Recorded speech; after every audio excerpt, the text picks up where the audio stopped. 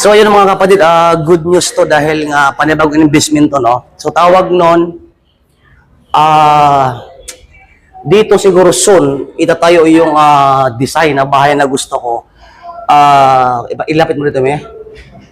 Saan tayo rito? Ito.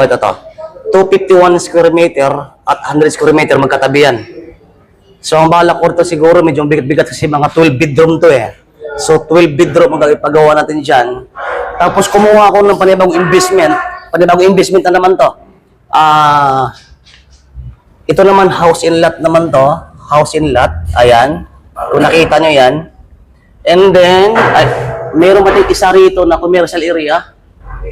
269. So, apat na investment tayo. To commercial, ito house in lot, at dalawang lote na 251, at saka 101. Pero ang good news ko dyan, sa mga nakapalo sa akin, sa mga hindi po kayang bank financing, the good news, angan niya na nagbukas po ng Pag-ibig. Check this out.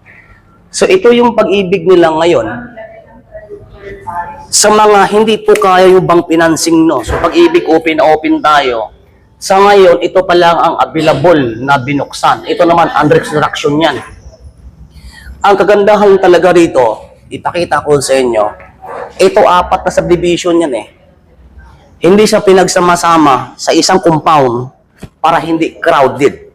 So talagang dito mayroong guard, ayan.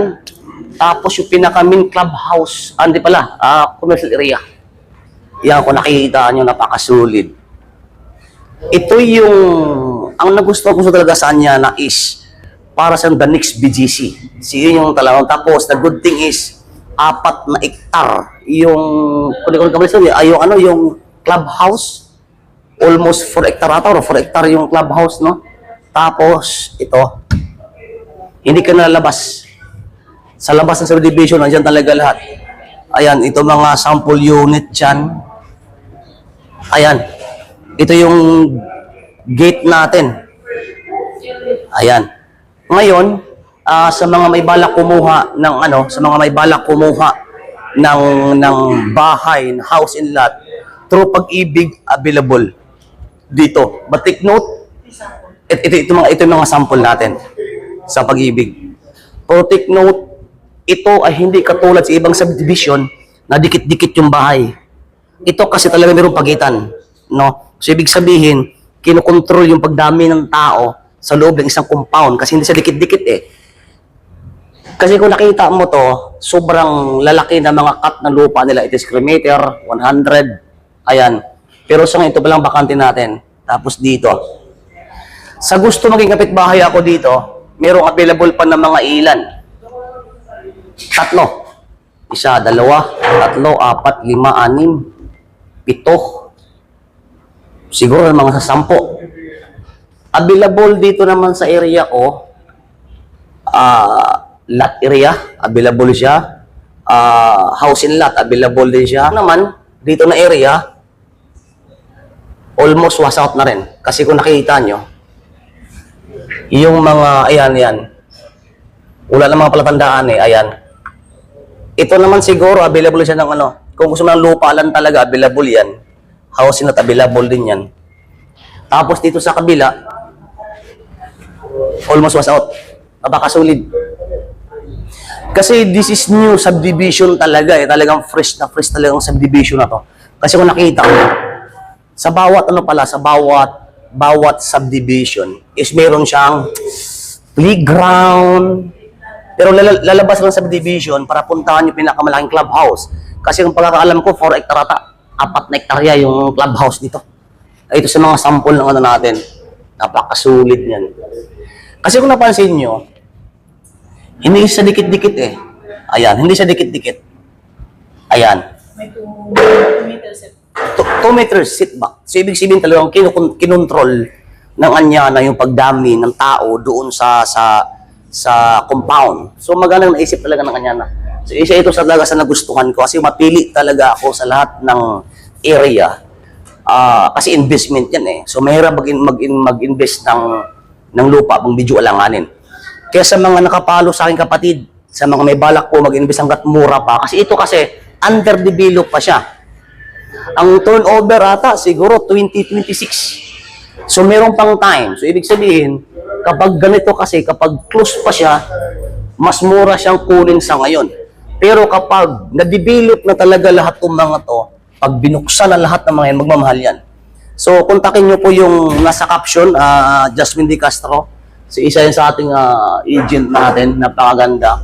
So, excited ako sa mansion na ipatayo natin dyan kasi 12 bedroom kasi yan. Tapos, mayroon tayong podcast area, studio, cinema area, malaking swimming pool, billiard. So, lahat nandyan na eh. So, excited kasi, total ito kasi, kung napansin nyo rito, ilang total natin dito? 251. So, 300 square meter, mahigit. Adi. 350 square meter. Pero yung floor area niya, total 400 square meter. Grabe. Ngayon pa lang, sobrang excited na ako. Sipin mo, 400 square meter na total floor area, no? 400 square meter, so malaki nun. Kasi lahat nandyan na. 12 bedroom, billiard, malaking swimming pool. Yan, grabe. Excited na ako. Sa mga nais, ito si Jazz. Jazz, come here. I-explain mo tong ano. Ito. Kailan turnover niyan? Turnover niyan. Bali, ito po si Sydney, prefer po yung turnover nito. Ito po sir, yan. Wala? Hindi ba? Ano po yung docs? Okay. So, tawag nun. So, sa ngayon, ito pa lang talaga Muslim available. Yan. The good thing is, itong area na to, mayroon siyang, ito. Mayroon siyang basketball court ni, no? Ito si mga sample niyan. So, isipin mo kung gaano kalaking pagitan. So, hindi talaga siya dikit-dikit. So, kinukontrol yung pagdami talaga ng tao. Dito, hindi mo na kailangan lumabas. Hindi mo na kailangan lumayo. Hindi mo na kailangan pumunta ng kahit saan upang mag-grocery. Lahat ng kailangan mo, dito na eh. Everything you need is here. Kung nakita nyo. Tapos, clubhouse, the best talaga. So, tawag nun mga kapatid. Yan. So, sa lahat ng aking kapwa Pilipino OFW right now, sa nakapalo sa akin, hanggat bata ka pa, mag-invest ka ng lupa or hasyon lang talaga. Hanggat malakas pa tayo, hanggat kaya mo magtrabaho.